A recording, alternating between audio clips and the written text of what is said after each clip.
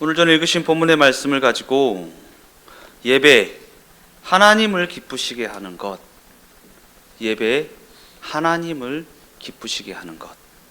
예배는 하나님의 기쁨을 나의 기쁨으로 삼는 시간입니다. 하나님을 기쁘시게 하는 자리입니다. 내가 은혜 받고 내 문제 해결되고 내 기도 응답 받는 시간이 아니라 하나님을 기뻐하는 시간이 바로 예배라는 것입니다. 예전에 제가 한번 말씀드린 적이 있죠.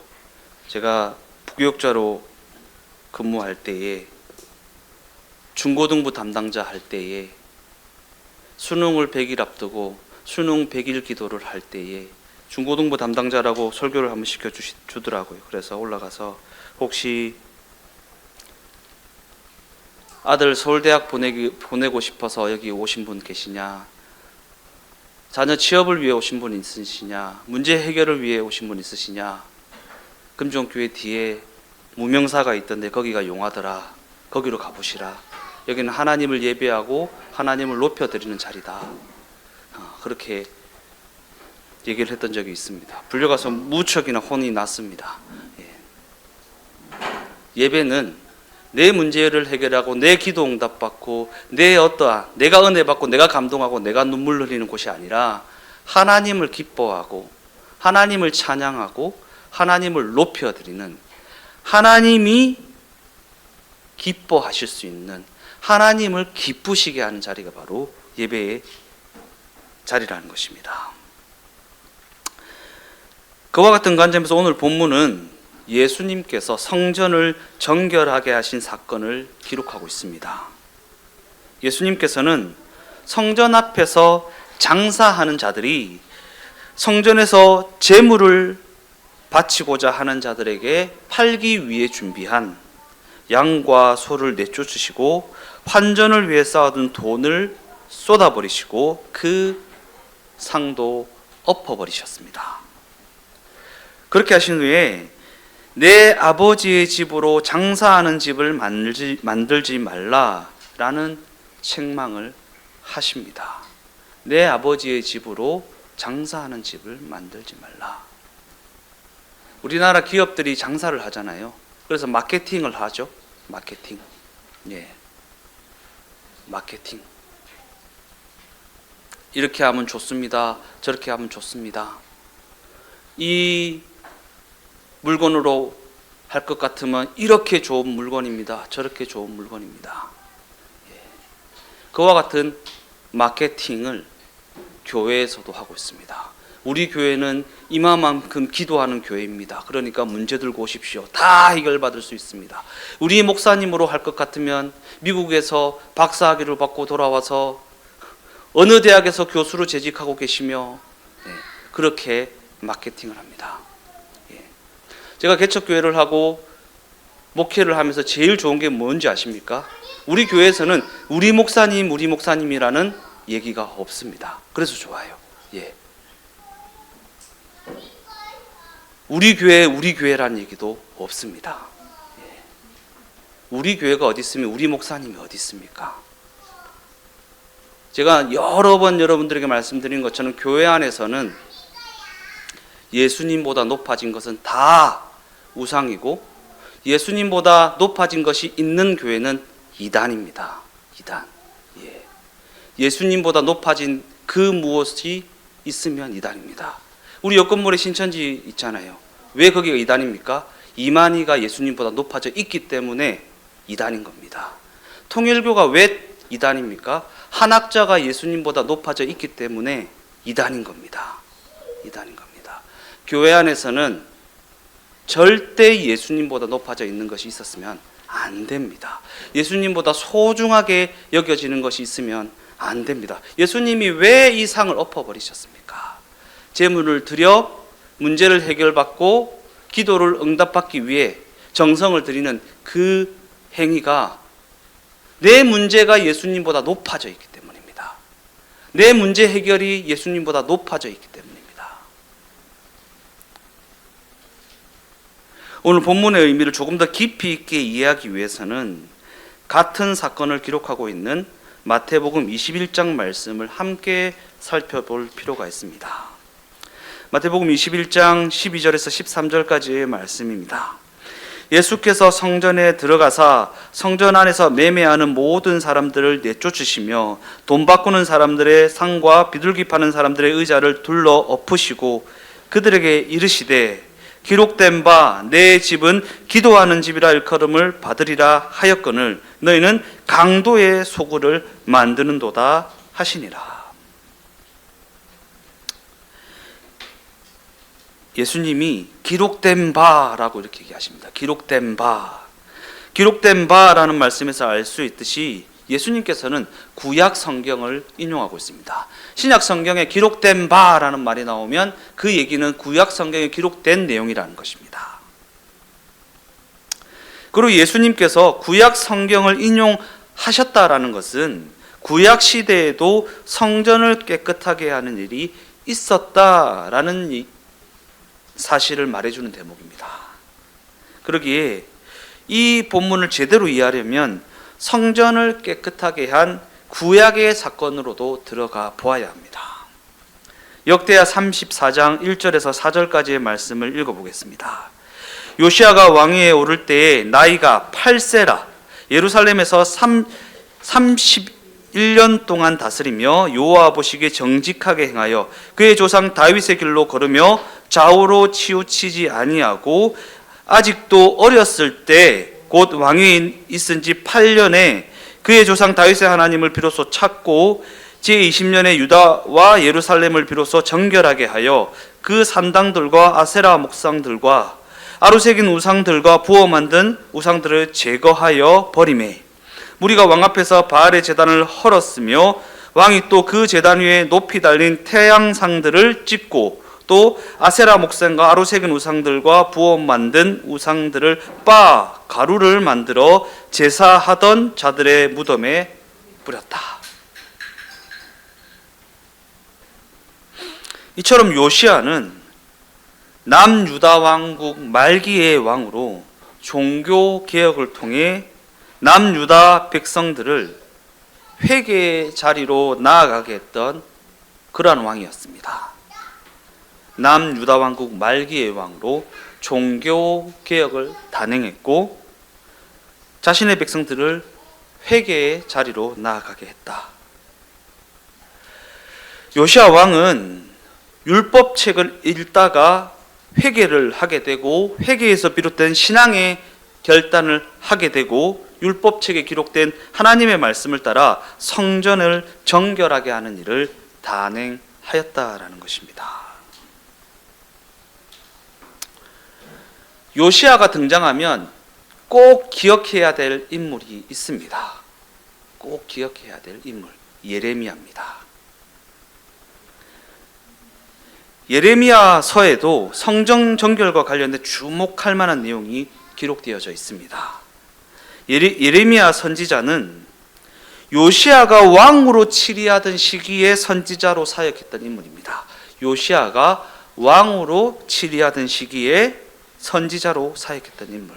그러기에 이 둘이 함께 활동하였던 당시의 상황은 이스라엘 역사에 다시 없을 신앙의 갱신이 있었던 때라고 할 수 있습니다. 당시 성전에서의 제사는 전과는 달리 율법의 가르침을 따라 철저하게 거행되었고 그로 인해 죄악된 삶을 청산하는 일이 일어났으며 자원하는 마음으로 성전에 모여 여호와의 절기를 거룩하게 지켰던 그와 같은 때라고 할 수 있습니다.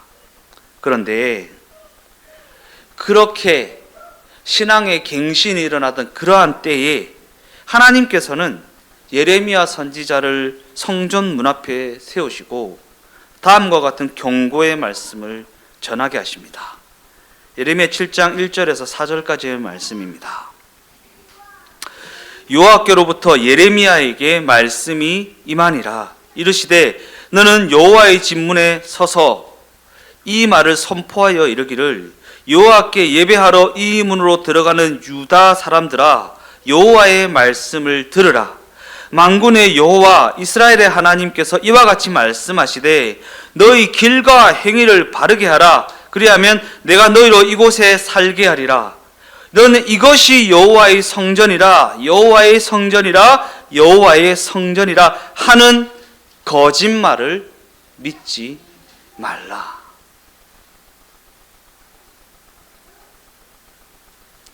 당신은 요시야 왕이 종교 개혁을 단행하고 백성들로 하여금 회개의 자리로 나아가게 하던 때였다고 말씀드렸습니다.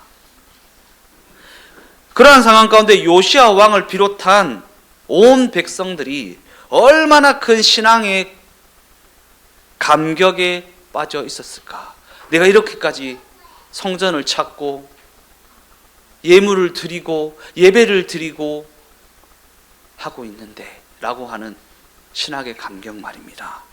그런데 그럼에도 불구하고 하나님께서는 그러한 때에 예레미야 선지자를 문 앞에 세우고 경고의 말씀을 전하게 하셨다라는 것입니다. 이어지는 8절과 11절까지의 말씀도 읽어보겠습니다. 보라, 너희가 무익한 거짓말을 의존하는도다.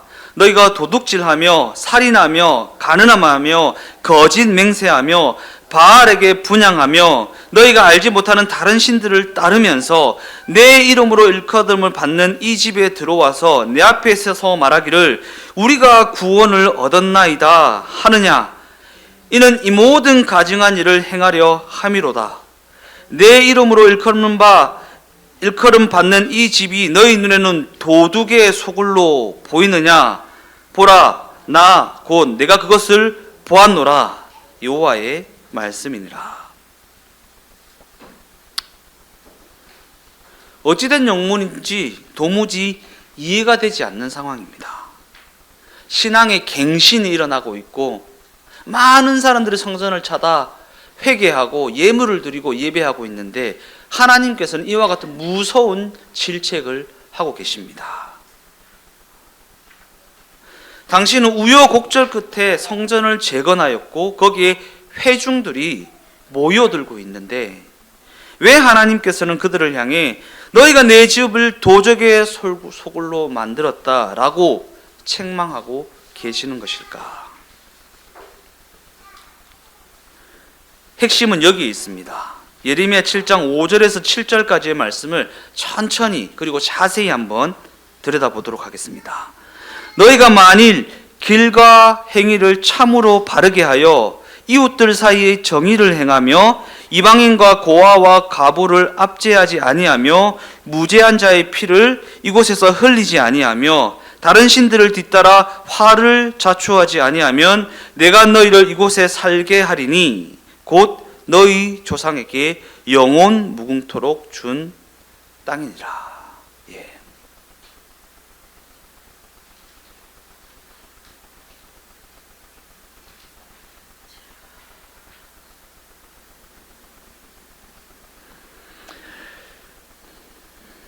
이 말씀을 요약하면 다음과 같습니다. 길과 행위를 바르게 하라. 이웃들 사이에서 정의를 행하라. 어려운 상황에 놓인 자들을 억압하지 말라. 죄 없는 자들을 죽이지 말며 다른 신들을 섬기지 말라. 이 모든 기준이 어디에서 할 수 있는 것들입니까? 예배당에서 할 수 있는 것들입니까? 아니요. 삶의 현장에서,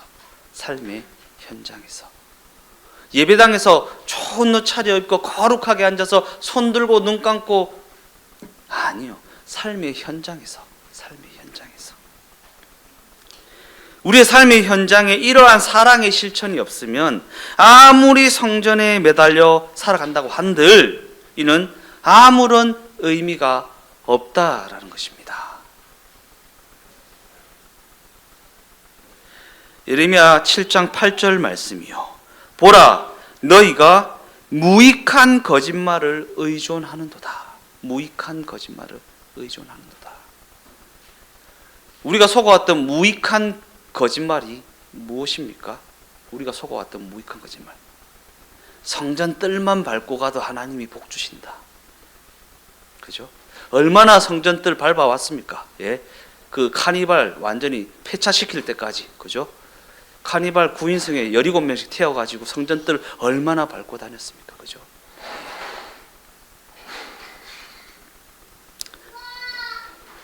예레미야 7장 4절 말씀이요. 너희는 이것이 여호와의 성전이라 여호와의 성전이라 여호와의 성전이라 하는 거짓말을 믿지 말라.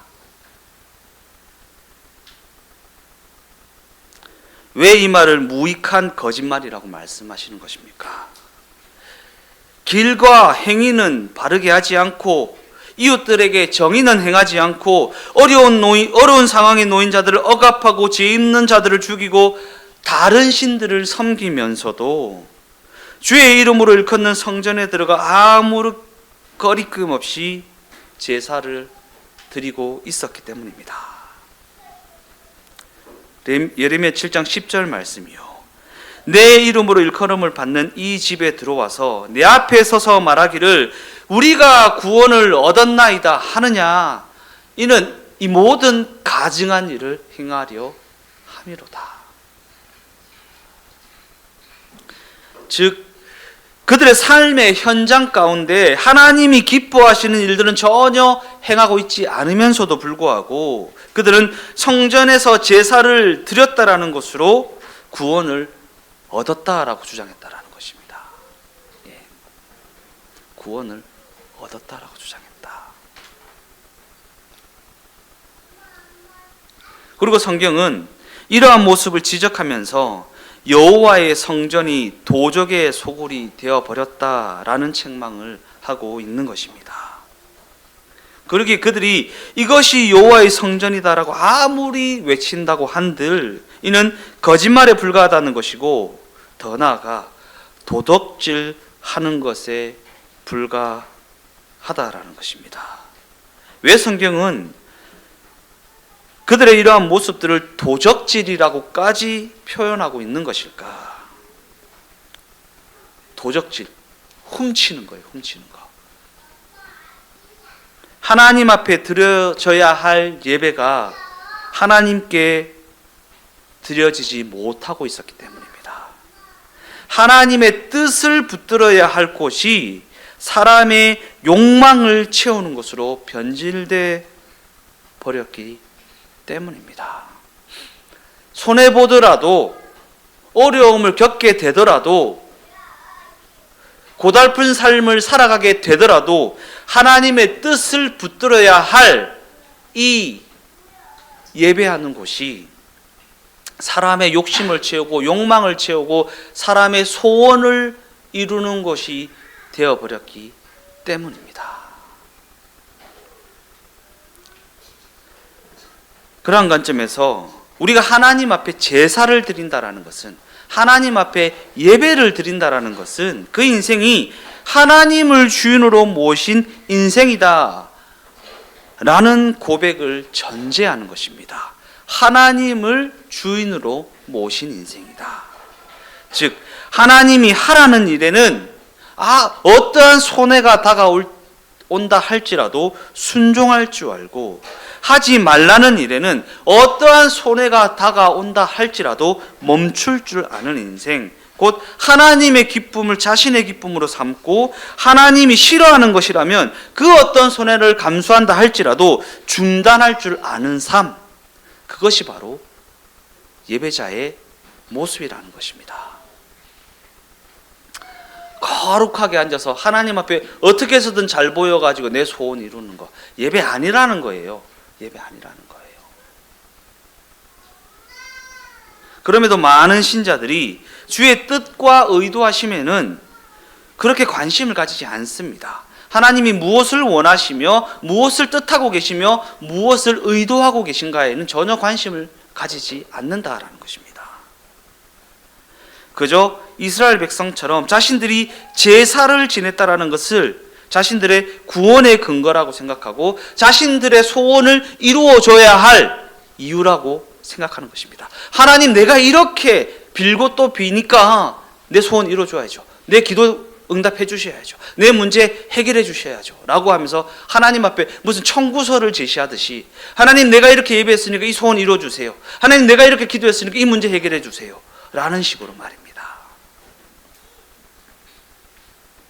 그러나 하나님께서는 이는 너희가 이 모든 가증한 일을 행하려 함이로다 라고 말씀하시며 무섭게 꾸짖고 계시다라는 것입니다. 삶의 현장에서는 하고 싶은 대로 다 하고 살면서 성전에서는 재물을 바친 것으로 눈가림할 수 있다고 생각하느냐라고 말씀하고 계시다라는 것입니다. 이와 같은 본문의 지적은 오늘 우리의 현실에서도 그대로 적용되는 부분입니다. 그들이 외치는 이것이 여호와의 성전이다라는 거짓말은 이 시대 교회 가운데서도 듣게 되는 말이기 때문입니다. 우리 교회, 우리 목사님 얼마나 능력 있는 줄 아냐? 우리 교회 얼마나 기도하는 교회인 줄 아냐? 그래서 이제 많은 신자들이 교회 건물을 성전으로 인식하여서 그 건물이 위치하고 있는 그 지역을 신성한 지역으로 구별짓는 우를 범하기도 합니다. 또한 교회 건물 안에 들어가야 안심이 된다고 말하는 경우가 있는가 하면 교회 건물 안에 들어가면 거룩해진다라는 식으로까지 생각하는 경우도 있다라는 것입니다. 앞서 얘기했던 것처럼 성전 뜰만 밟아도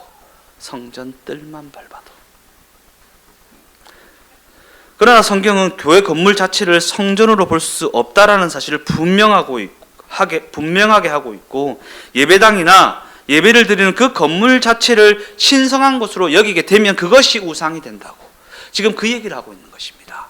그것이 우상이 된다고. 건물 자체는 교회의 본질이 아니기 때문입니다. 그런 관점에서 이 시대의 교회를 바라보다 보면 교회 안에서 일어나야 할 일들은 전혀 일어나지 않고 쓸데없는 문제는 끊이지가 않습니다. 이는 이 시대 교회가 하나님의 뜻을 최우선으로 삼고 있지 않기 때문에 발생하는 부작용입니다. 하나님의 뜻은 온데간데 없고 사람들의 소원만이 난무합니다. 사람들의 소원만이 난무합니다.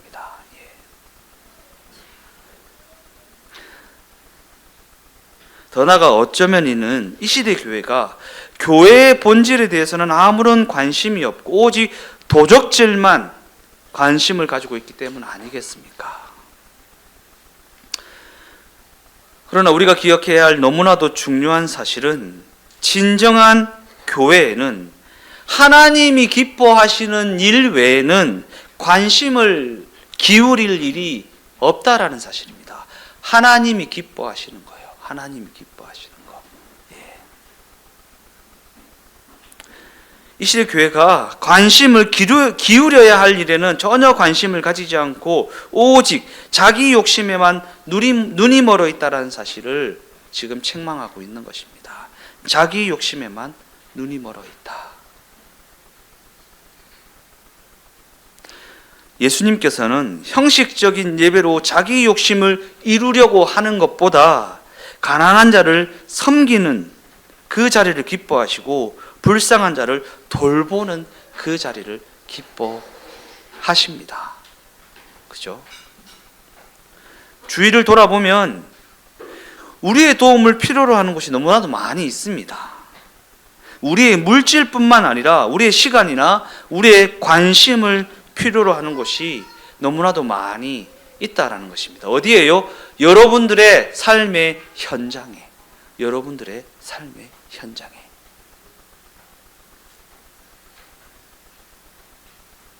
더 나아가 이 일을 실천하는 일에 있어서는 어떠한 감동이 있거나 어떤 마음이 우러날 때까지 기다릴 일이 아닙니다. 그냥 딱 봐도 주님이 기뻐하실 일이니까요. 딱 봐도 주님이 기뻐하실 일 아니겠습니까?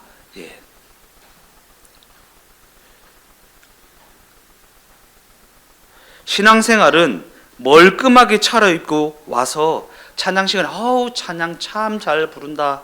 설교 시간에 목사님 말 참 잘하시네. 그저 그렇게 관람하고 감상하는 곳이 아닙니다. 내가 삶의 현장 가운데 예수의 사랑을 가지고 어떠한 실천을 가지고 살아왔으며 그러한 사랑의 실천 가운데 하나님이 어떠한 은혜를 베풀어 주셨으며 그 걸음 가운데 어떻게 동행하셨는지 주님의 높고 위대하심을 높여드리고 찬양하고 주님의 기쁨이 되는 시간이기 때문입니다. 그러한 관점에서 우리의 신앙은요 직면한 현실의 삶에서 어떻게 살아냈는지로 증명되어지는 것입니다. 얼마나 헌금했으며 얼마나 예배당에 모여서 예배했으며 몇 시간을 기도했는지로 증명되어지는 것이 아니라 삶의 현장에서 어떻게 살아냈는지로 증명되는 것이 바로 우리의 신앙 생활이라는 것입니다. 결론적으로 말씀을 마무리하면서 각자의 삶을 한번 들여다보십시오. 그 인생이 삶의 현장에서 얼마나 예수와 동행하며 그 책임을 다하고 있는지, 그저 외식과 형식으로 만족하거나 그것을 추구하는 신앙이 되어 있지는 않는지, 혹 세상의 명예나 자신의 탐욕을 이루기 위해 예수의 이름을 들먹이고 있지는 않는지, 세상에서 명예를 차지하기 위해서 예수의 이름을 들먹이고 자신의 소원을 이루고 욕심을 이루기 위해서 예수의 이름을 들먹이는 그러한 신앙이 되어 있지는 않는지 자신의 삶을 한번 돌아보라는 것입니다. 예수님은 그와 같은 신앙에 갇혀 있는 자들을 책망하시며 직면하게 하신 삶의 현장에서 예수와 동행하며 신자로서의 책임을 다하는 삶을 살아내는 것으로 예배 받으시겠다고 말씀하십니다.